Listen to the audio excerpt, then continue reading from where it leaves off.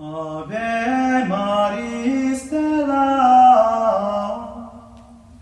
Hello and welcome back to Vatican II in a Year. This is your host, Father Matthew Schneider, a priest of the Church of Christ and a theology professor.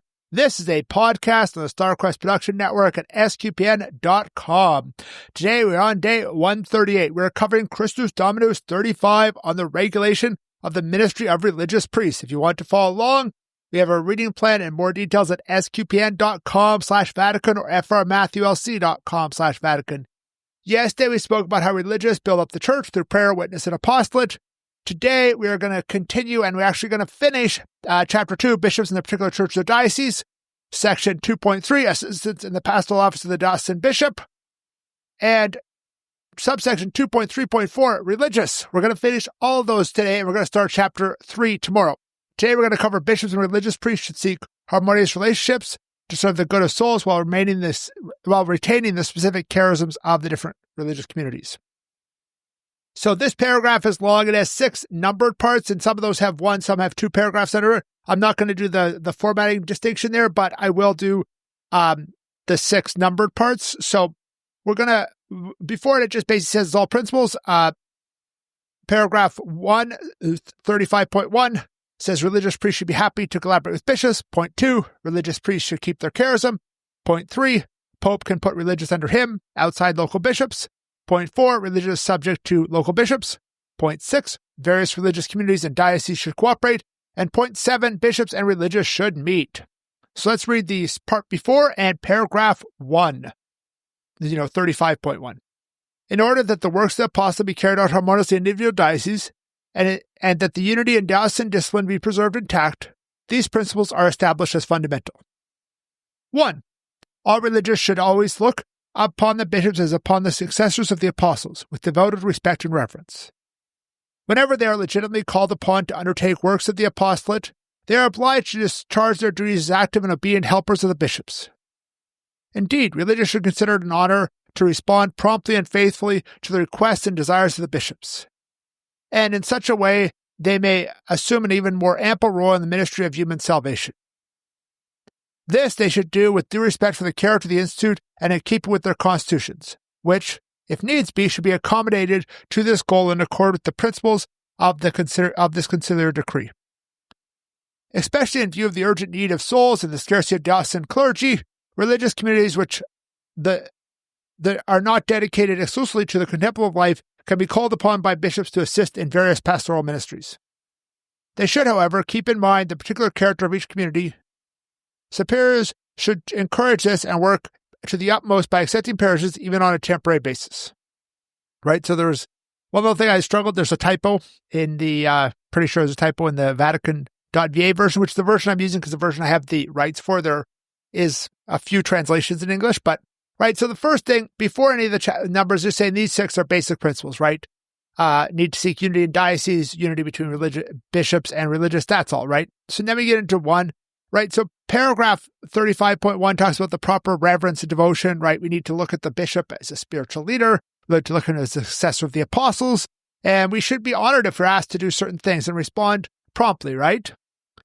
But also bishops should ask according to the spirit or the charism of the community, right? So certain communities, they're going to be dedicated to certain types of apostolate, right? So you have a community that's dedicated to teaching, don't ask them to take on a hospital, or things like that.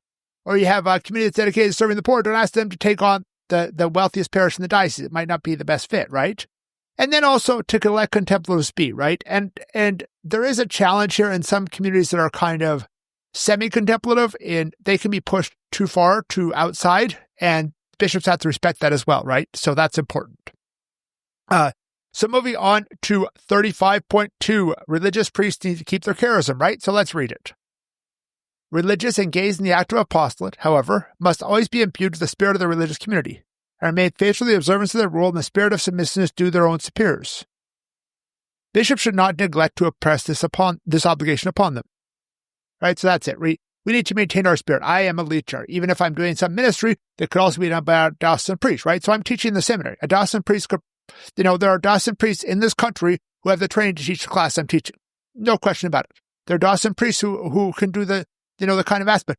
but I do it in a legionary manner. I fulfill my legionary obligations, right? So we have certain obligations in my community. For example, we have 1 hour of mental prayer as a requirement every day for our community. That's not something that every single community, and definitely not something that Dawson priests are required to do. But as a legionary, I'm required to do that. That is part of my charism, right? And this is also, like I mentioned in the last one, you need to look at what types of apostolate they're doing. My community tends to have more of a method of apostolate than a type of apostolate, so it's a little different, but that same idea, right? And we don't want religious to just become another Dawson priest. I'm not going to say where, but I've seen a few cases where I was looking at a religious priest, and I'm like, what distinguishes him from the local Dawson priest? And I couldn't really say it. And honestly, that's not attractive to the religious vocation. That's not a way to live out that's not the best way to live out our religious vocation.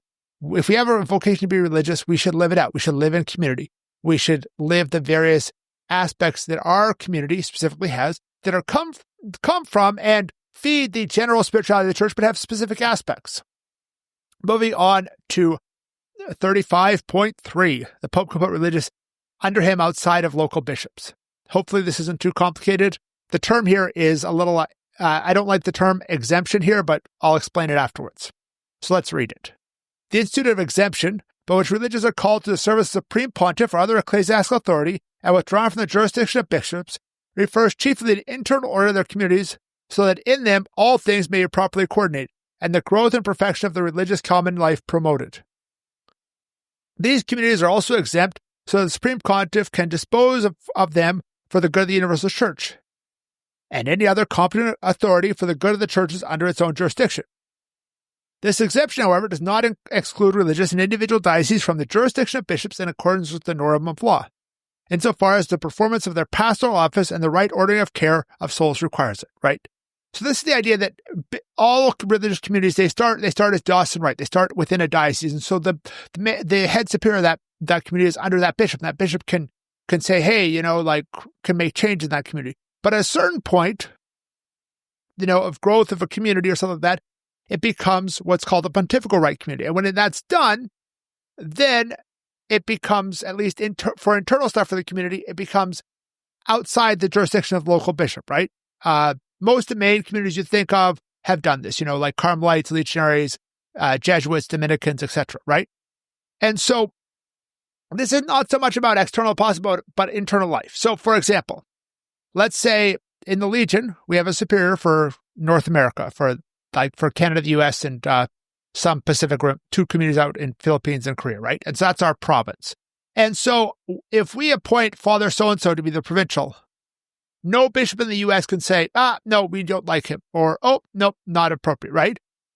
Only the dicastery for religious and etc. in the Vatican or the Pope can override the decisions of our superiors, the decision of our community according to our constitutions, to name a new provincial in this area of the world, right?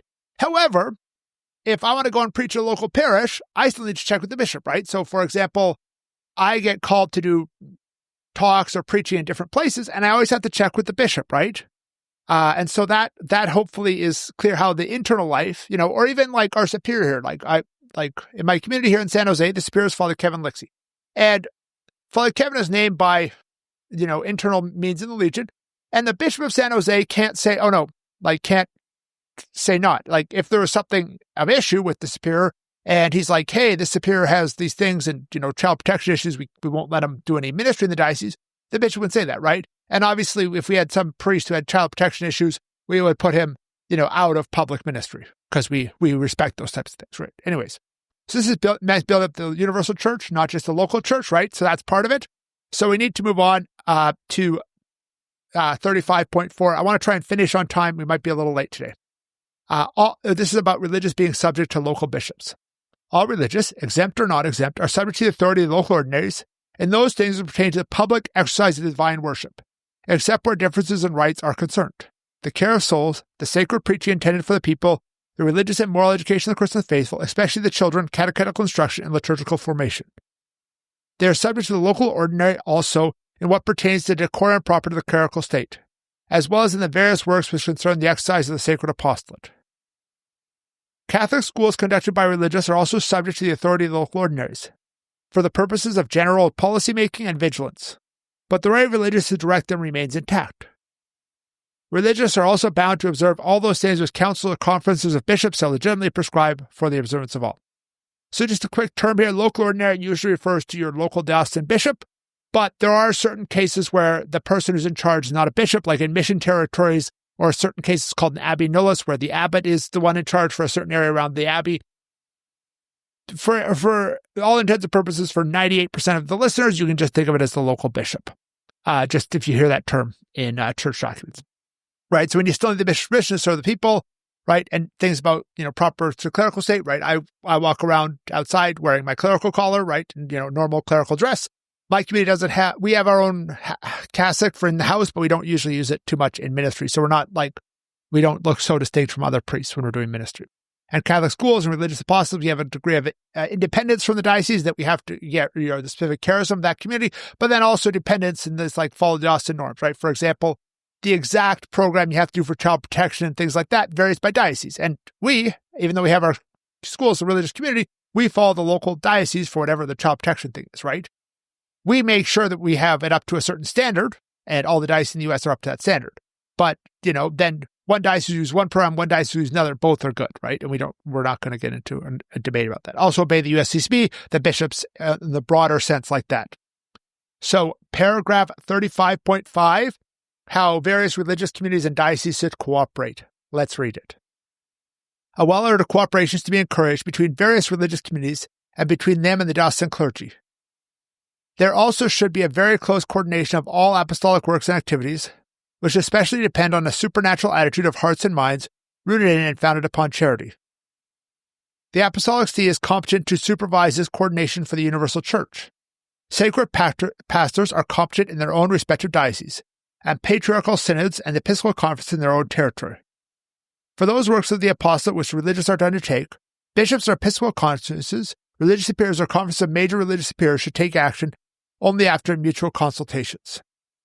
So one little term here, conferences of major religious superiors, refers to, in an area like in the U.S., there's a conference for men. Well, there's actually two conferences for women, which is a whole other issue. But there's and that sets, general norms. It's more of a coordination thing than any kind of specific norms for male religious life in the U.S., but all the different communities have, their major superiors go to these conferences, right? And they're helpful for, those type of things, coordination, right? And different religious communities have different strengths, right? If certain people have certain things, I know I've talked to people who were thinking about a vocation, talking about it, coming to the Legion, and they start talking to them, I'm like, what you're desiring is not what we have. I would recommend some other community like these ones, right? And that's good. That we have different varieties and flavors. That's all good. And then coordinate various policies. This is done at various levels, right? So local, the international with the Vatican, the national with these conferences of superiors or the USCCB, things like that, right? So let's move on to our last one, 35.6, about bishops and religious meeting. In order to foster harmonious and fruitful mutual relationships between bishops and religious, at stated times and as often as deemed opportune, bishops and religious superiors should meet to discuss those affairs which pertain to the apostolate and their territory. Right? We should meet with bishops and religious. I think this is both individual religious superiors in the diocese and all the religious superiors throughout, or at least a representative of the religious communities throughout. And it's kind of meta because as I'm recording this, the bishop's coming over to have dinner with us in 2 hours. So it's kind of a meta one today, this one. Anyway, so let's close now. Thank you for listening to this episode of Vatican II in a Year. This is a listener-supported podcast, and you can donate to help StarQuest produce it and other great podcasts at sqpn.com/give. You can give one-time, monthly, or join the StarQuest Patreon.